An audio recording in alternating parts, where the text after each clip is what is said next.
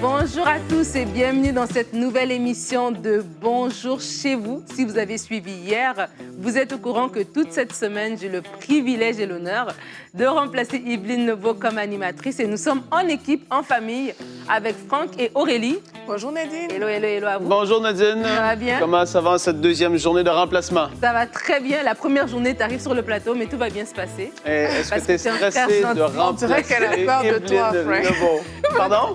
On dirait qu'elle a peur de ta présence. Je te dirai pas si je suis stressée parce que je sais qu'après, tu vas... C'est pour ça. C'est fini si je te le dis, je ne te le dirai pas, Frank.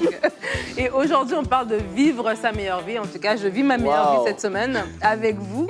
Hashtag Live Your Best Life, si tu ne le savais pas. Alors, on parle de vivre la meilleure vie et des fois, selon les réseaux sociaux, selon la société, on a une image, une idée de c'est quoi vivre sa meilleure vie. Mais aujourd'hui, à la lumière de la parole de Dieu, on va voir c'est quoi vivre sa meilleure vie. Et Aurélie, tu as un conseil du coach pour nous. Oui, et on va voir comment céder sa volonté à celle de Dieu. Et ce sera super intéressant. Je vais donner quelques conseils pratiques. Super. Alors, avant de commencer et d'aller dans tout ça, on va passer par la pensée du jour. Et on parle de vivre notre meilleure vie. Et là, Nadine a parlé d'un truc qui s'appelle un hashtag. Best life. Best Life, un truc comme ça. C'est ce qui, supposément, les gens recherchent à vivre, c'est leur meilleure vie. Et puis nous, en tant qu'enfants de Dieu, la meilleure vie se trouve dans les plans et la volonté de Dieu. Et ça, de plus en plus, en tout cas pour moi, de plus en plus, je me rapproche du Seigneur, de plus en plus que je vieillis, je me rends compte à quel point c'est la vérité et que le reste de ces choses sont, comme la parole de Dieu dit, vanité.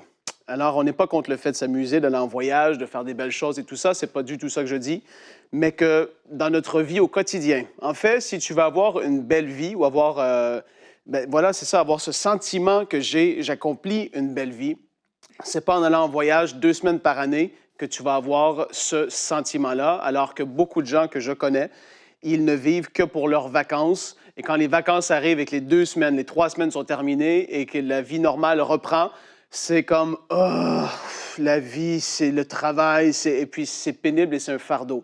Alors que Dieu nous appelle à avoir une vie qui soit extraordinaire à tous les jours.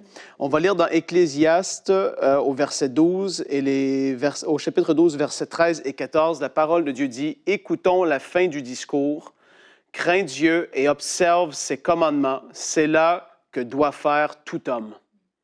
Car Dieu amènera toute œuvre en jugement au sujet de tout ce qui est caché, soit bien, soit mal. » Wow!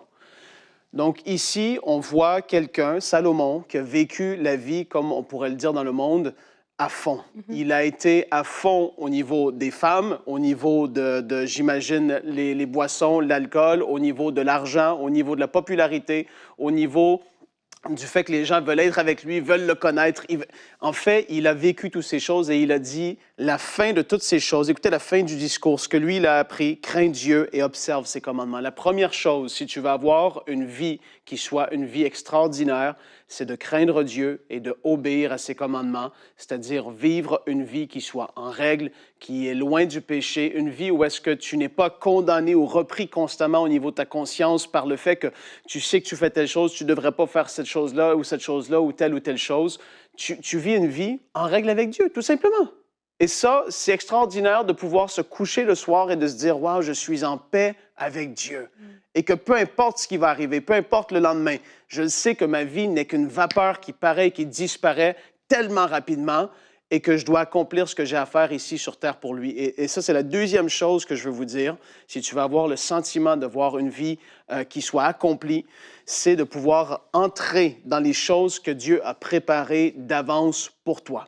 La Bible dit dans Acte 13 et le verset 2, « Pendant qu'ils servaient le Seigneur dans leur ministère, en parlant des apôtres et des disciples, et qu'ils jeûnaient, le Saint-Esprit dit, « Mettez-moi à part Barnabas et Saul pour l'œuvre à laquelle je les ai appelés. » Dieu avait une œuvre précise pour Saul et Barnabas, et c'est pareil pour votre vie. Dieu a quelque chose de précis en réserve, des œuvres qu'il vous appelle à accomplir. Et même chose pour Jérémie, je fais juste enfoncer le clou. Dans Jérémie, chapitre 1, les versets 4 à 10, vous pouvez aller les lire pour vous-même.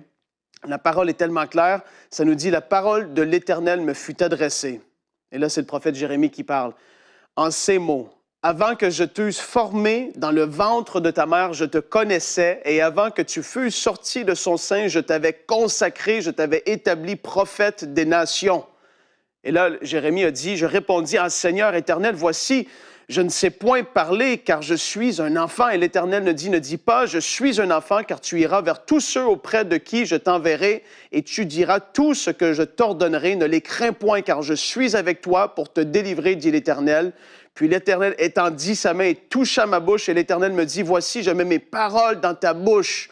Regarde, je t'établis aujourd'hui sur les nations et sur les royaumes pour que tu arraches et que tu abattes, pour que tu ruines et que tu détruises, pour que tu bâtisses et que tu plantes.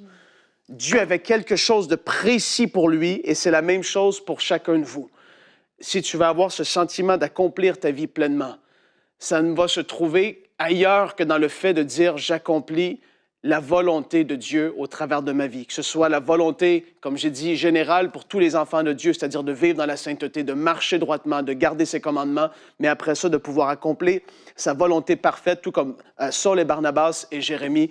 Là, ta meilleure vie se trouve dans ces choses. Amen, amen. Merci beaucoup, Frank, pour cette pensée. Et c'est vrai que tu parles d'Ecclésiaste et de Salomon. C'est vrai que selon les critères du monde, tu le dis bien, Salomon, il a vécu à fond, mais il finit en disant, crains Dieu et observe ses commandements. C'est tellement parlant. Et je vais en profiter justement pour partager notre verset du jour qui se trouve dans 1 Jean au chapitre 2, le verset 17. La Bible dit, « Or le monde passe, sa convoitise aussi. Mais celui qui fait la volonté de Dieu demeure éternellement. » Le monde passe et sa convoitise aussi. Et c'est tellement important, alors que tu parles de cela, d'Ecclésiaste et après de Saul et Barnabas, que c'est vrai que la meilleure vie, notre épanouissement va se trouver véritablement lorsqu'on va rentrer dans les plans et les projets de Dieu. Parce que lorsqu'on fait des choses pour nous, que ce soit un voyage, une maison, une rénovation, une voiture, à un moment donné, ça finit par pâlir, ça finit par partir. Tellement. Ça ne nous satisfait pas. Ça va nous satisfaire pour un moment, pendant qu'on est en train de vouloir l'avoir. Et une fois qu'on l'a, finalement, on se rend compte que ça ne valait pas si la peine. Oui, et c'est de l'extra. Et ça fait partie de la vie bénie avec Dieu. Dieu veut nous voir prospérer à tous égards, comme prospère l'état de notre âme. Mais après ça, toutes ces choses-là sont tellement... Quand tu les vis, tu te dis, mais j'ai changé ma céramique ou mon plancher, ou j'ai tel divan maintenant, et j'ai telle télé. Et 3 mois après, tu dis déjà, mais je pourrais mettre celui-là au lieu. Et en fait, tu cours constamment après des choses qui se démodent, qui passent. Et puis, en fait, comme j'ai dit, ce sentiment profond de dire, wow, ma vie sert à quelque chose. Peu importe ce que c'est que je fais, je le sais que je suis en train d'accomplir ce que Dieu m'a demandé de faire. Il n'y a pas de prix là-dessus. On peut même pas, vous pouvez même pas essayer de vous dire comment la valeur d'une telle chose est. De ne pas courir après le vent et de courir après le vent et de courir après le vent et de se dire, mais voilà la vie que j'aspire à vivre. Tous les gens de ce monde cherchent à vivre et à s'enrichir à tout prix. Alors que dans la volonté de Dieu, dans les plans de Dieu, c'est complètement le contraire. La bénédiction, ça en fait partie du plan de Dieu, mais ce n'est pas ça qu'on recherche premièrement et avant toute chose. C'est extraordinaire de pouvoir avoir ce sentiment-là, d'être dans la volonté de Dieu. Oui, et aussi, surtout que quand on regarde comment le monde fonctionne, c'est des choses qui lient certaines personnes. Il y a des gens qui ont eu, comme tu disais, Frank, toutes ces richesses, mais au final, à l'intérieur, ils ne sont pas heureux. Et moi, parfois, je fais souvent cet exercice. Quand dans la Bible, c'est écrit « heureux », on dit « heureux l'homme qui ne marche pas selon le conseil des méchants, qui ne s'assied pas en compagnie des moqueurs ». Mais la Bible définit quelqu'un qui est heureux d'une certaine manière, qui n'est pas la manière que le monde le définit. Et parfois, ça va même à l'encontre des choses du monde, qu'on lit Matthieu 5, et puis on dit « heureux ceux qui ont le cœur pur »,« heureux ». Il y a plein de mots comme ça, et on te dit « mais en fait, ton bonheur, ta meilleure vie se trouve dans ces choses-là ». Mais ce n'est pas toujours la définition que le monde donne. C'est pour ça qu'il faut toujours revenir à la parole de Dieu, parce qu'il y a des personnes qui seront très heureuses sur le plan de la parole de Dieu, mais quand ton ami du monde va te regarder, il va dire « Ah, mais toi, tu ne sors jamais. Ah, mais toi, tu ne fais pas telle chose. Et puis, tu peux te retrouver inférieur. Pourtant, par rapport à la parole de Dieu, dans ton cœur, tu es en paix, tu es en train de suivre la voie de Dieu. Et ça, c'est des choses auxquelles on doit vraiment aspirer. Maintenant, il y a une chose quand même que je veux dire aussi, c'est que quand on est jeune, on aime faire beaucoup de choses. Et parfois, je n'aimerais pas que dans cette émission, les gens se braquent en fait et s'enferment pour dire que, OK, si quelque chose n'est pas spirituel et tout, je ne peux pas le faire parce que ce n'est pas la volonté de Dieu. La volonté de Dieu, c'est qu'on soit épanoui à tous égards. Maintenant, pendant que tu es en train de suivre ton plan, ton appel, comme Frank a dit, tu es dans la volonté de Dieu, ça ne t'empêche pas de rire, ça ne t'empêche pas de voyager, ça ne t'empêche pas de danser, ça ne t'empêche pas de jouer, en fait. Ça ne t'empêche pas de vivre de façon épanouie, de façon pleine ta vie. Mais l'idée ici, comme la Bible dit, c'est tu peux tout faire, en fait, tout est permis, mais ce n'est pas tout qui est édifiant. Et c'est de rester vraiment dans la sanctification. C'est rester, OK, moi, je veux vivre ma vie en honorant le Seigneur, mais quand un autre jeune va me regarder, il va voir un jeune qui est épanoui et qui aime le Seigneur. Quand quelqu'un d'autre va regarder à ma situation, on va dire, mais OK, cette fille, j'ai envie de la ressembler parce qu'elle aime Dieu, en fait. Notre source est plus profonde et elle vient de notre relation avec Dieu, mais elle ne vient pas juste du faire comme le monde nous le propose chaque jour. Oui, et concrètement, en ce qui me concerne, je travaillais dans un magasin. J'étais gérant de ce magasin et je me disais, il y avait une opportunité qui était là devant moi de pouvoir ouvrir un magasin comme dans lequel que je travaillais, ouvrir comme si on veut, comme une franchise, si on veut, un peu comme ça. Et naturellement parlant, ça aurait été la chose qui aurait été facile, qui aurait été agréable même pour la chair, si je peux le dire comme ça. Ça aurait été fun, ça aurait été cool. J'ai pas de problème avec ça. Dieu m'a donné des talents et des capacités même au niveau de la vente et tout ça, comme qu'est-ce que je faisais auparavant dans ce magasin. Mais je savais, au fond de moi, que ce n'était pas ce à quoi j'étais appelé. C'était là. Ce sentiment était là. Et un jour, je l'ai déjà partagé, mais ça fait longtemps, un jour, j'étais dans le magasin dans lequel je travaillais et je me rappelle, c'était le soir, on avait terminé, il était à peu près 21h30 à peu près, on était seuls dans le magasin, le propriétaire et moi, qui est mon ami, encore aujourd'hui. Et là, il dit, puis qu'est-ce qu'on fait, Frank? Est-ce qu'on ouvre? Est-ce qu'on va de l'avant? Et là, c'est venu le temps où est-ce que j'ai dû mettre le pied à terre. Je l'ai regardé et j'ai dit, tu sais quoi? Non. Et là, il a fait, ah ouais? Et j'ai dit, il m'a dit, mais qu'est-ce que tu vas faire? Et j'ai dit, je vais être celui qui va être sur le stage dans l'église et qui va prêcher. Je prêchais pas à cette époque-là. Je prêchais pas. Je commençais à enseigner un peu les jeunes adultes et tout ça. Et là, c'était, ah ouais, tu vois, ah ouais, comment tu vas faire pour vivre? Je sais pas, mais je sais que Dieu m'a appelé à ça. Et il a fallu que je prenne position et qu'à ce moment-là, parce que si j'aurais été de l'avant, ça m'aurait amené à, oui, ouvrir ça. Ça l'aurait pris mon temps. Ça l'aurait été un engagement financier. Ça l'aurait été après ça. Et me désengager de cette chose-là, 6 mois après, parce que je suis mal, parce que je sais que je fuis comme la volonté de Dieu, comme Jonas, à un moment donné, tu vois, tu dis, mais je sais que je dois faire ça, mais je n'ai pas forcément envie, ou je me dis, j'ai envie de faire ça en attendant. J'ai dû prendre position. Et alors que je l'ai fait et que j'ai avancé, après ça, j'ai rencontré Jérémie, j'ai rencontré Michaël, comme si je peux dire bêtement, mais c'était des contacts divins. Mais je les ai rencontrés comme ça, on est devenus amis. Et de fil en aiguille, ça l'a fait tout. Les choses se sont mises en place, en fait. Mais c'est parce que j'ai pris position et que j'ai dit non. Et pourquoi je dis ça? C'est parce qu'il y en a beaucoup qui regardent l'émission, qui ont 20, 30, 40 ans, vous avez des idées en tête, mais vous savez que Dieu vous appelle à quelque chose. Ça ne veut pas dire forcément que ça va être votre métier, mais vous savez qu'à l'Église, il vous appelle à quelque chose. Vous savez qu'avec votre famille, il vous appelle à quelque chose, puis il faut prendre position. Il faut prendre position. Et pendant que tu parlais, Frank et Aurélie, je repensais à ton verset que tu as partagé du psaume 1.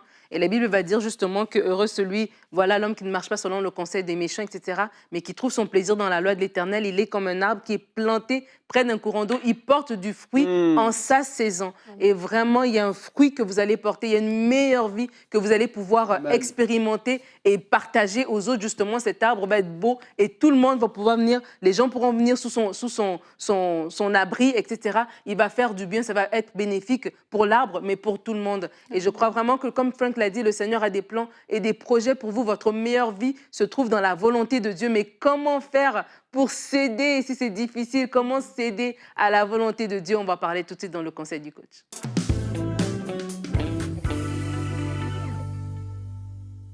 Alors, comment céder sa volonté à la volonté de Dieu? On va voir quelques points ce matin.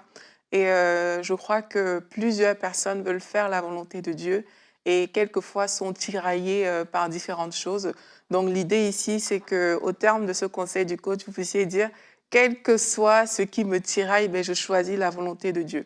Et là, pour le premier point qu'on va voir, c'est sois conscient que faire la volonté de Dieu va te coûter. Ça coûte, mais tu ne mourras pas. Ça, c'est la première chose que je vais vous dire aujourd'hui, parce que lorsqu'on s'engage dans la volonté de Dieu, mais il y a des oppositions qui vont venir. Et les oppositions, ça peut être externe ou ça peut être même interne. Sur le plan externe, peut-être ta famille va te rejeter. Je vous ai déjà raconté un peu vite mon histoire. Quand j'ai décidé de suivre Dieu, moi qui suis fortement attachée à ma famille, j'ai vécu de l'opposition à l'intérieur de ma maison et c'était difficile en fait. Et c'est comme ça que j'ai compris que ça coûte. Et on connaît ce verset de Matthieu 5 quand le Seigneur dit « Heureux serez-vous lorsqu'on vous outragera, qu'on vous persécutera et qu'on dira faussement de vous toutes sortes de mal à cause de moi. Réjouissez-vous et soyez dans l'allégresse parce que votre récompense sera grande dans les cieux. » Et là, en fait, j'avais compris que mon bonheur se trouvait beaucoup plus en Dieu qu'ailleurs. Et face au rejet des miens, quelque part, j'ai le fait d'avoir cédé à la volonté de Dieu parce qu'il y avait quelque chose en moi qui me disait que c'est ce que je devais faire, je devais continuer. Mais là, ça a apporté du fruit, comme on a dit tout à l'heure. Donc oui, il y aura des circonstances extérieures qui vont vouloir venir comme ça contre vous. Il y a peut-être des gens qui vont dire faussement du mal de vous parce que vous avez voulu faire la volonté de Dieu, mais même vos propres sentiments, vos propres émotions seront engagées. Ça ne faisait pas plaisir quand je parlais, par exemple, avec mes parents à ce moment-là, parce que c'est des personnes que j'aime énormément, mais il fallait faire la volonté de Dieu. Donc, ça coûte. Et quel que soit le prix que ça va coûter, ben dis-toi que, OK, s'il faut passer par là, le Seigneur me dit que je serai heureuse, même lorsqu'on m'outragera, et je choisis de le faire. Et aujourd'hui, croyez-moi, avec mes parents, tout est très bien. Ils ont vu le fruit et aujourd'hui, ils me suivent et ils sont derrière moi à fond. Mais il fallait passer par là pour accomplir la volonté de Dieu. Une autre chose aussi, pour céder sa volonté à celle de Dieu, sois prêt à perdre pour gagner. La Bible dit que quiconque aura quitté ses frères, ses sœurs, son père, sa mère, recevra au centuple. Il y a trop de gens qui ont des difficultés à voir à long terme. On voit un plaisir immédiat, on voit quelque chose de passager, mais on ne voit pas très loin. On ne voit pas l'éternité, on ne voit pas ce que Dieu veut faire avec nous. On ne voit pas l'appel qu'il y a sur notre vie, mais on voit juste, OK, je vais faire ça aujourd'hui, c'est le fun, et puis tant pis pour demain. Mais il faut, quand on veut faire la volonté de Dieu, se dire, non, je vais perdre mon plaisir aujourd'hui du côté de l'instant pour m'attacher aux choses qui ont une valeur éternelle, pour m'attacher aux choses que Dieu veut faire avec moi. Et je suis convaincue que juste la compréhension de cette chose, ça va débloquer dans l'esprit des gens, ça va débloquer beaucoup de choses en fait. De se dire, non, ce plaisir passager, je le laisse de côté, je vais m'engager pour les choses de Dieu. Et ça va m'amener sur mon prochain point. Apprends à te dire non à toi-même. Et c'est souvent ça, là il y a le défi, c'est que ton cœur veut faire quelque chose, mais tu sens à l'intérieur de toi que non, c'est pas le chemin que je dois aller. Et là, il y a comme un combat à l'intérieur de toi, en fait. Et c'est à ce moment que tu dois apprendre à te positionner et avoir la ferme résolution d'obéir à Dieu et de ne pas obéir à tes propres voix ou à tes propres pensées. Et pour ça, je vous encourage vraiment à prier parce que c'est un chemin, c'est un combat de tous les jours. Priez et dire à Dieu, Seigneur, donne-moi un cœur pur et apprenons aussi à mettre nos désirs sur l'autel. Il faut mettre tes propres sentiments sur l'autel. Et ça se passe par la prière. Lorsqu'on regarde à l'histoire d'Abraham, l'autre jour, je méditais dessus et je me disais, mais en fait, si tu es prêt à donner quelqu'un comme Isaac sur l'autel, qui est son fils qu'il a attendu depuis 25 ans, tu es prêt à le mettre sur l'autel, ça veut dire qu'il a déposé son cœur d'abord sur l'autel. Il y a des sacrifices que tu ne peux pas faire si ton cœur n'est pas engagé, si tu n'as pas déposé ton propre cœur, tes propres sentiments, tes propres émotions sur l'autel, en fait. Et c'est par là que ça doit passer. C'est de dire à Dieu, Seigneur, je dépose mon cœur sur l'autel. Je dépose mes émotions sur cet autel. Je dépose la considération que j'ai même pour les autres sur l'autel, parce que je méditais, je me disais, mais qu'est-ce qu'il aurait dit à Sarah? Sarah qui était là, qui a attendu. Il a fallu qu'il dépose aussi même les sentiments qu'il pouvait avoir lorsqu'il regardait Sarah sur l'autel, en fait, pour accomplir la volonté de Dieu. Donc c'est quelque chose qui va vraiment vous pousser à aller vers Dieu et à tout laisser, en fait. Même vos incertitudes, il va falloir dire à Dieu, Seigneur, je ne comprends pas tout, mais je dépose mes incertitudes à ton autel. Même, je ne sais pas, parfois on veut connaître ce qui va venir ensuite. Hein. Dieu te demande de faire quelque chose et puis toi, tu aimerais quand même dire, OK, ça va m'amener à tel endroit. Parfois, tu ne le verras pas, tout simplement.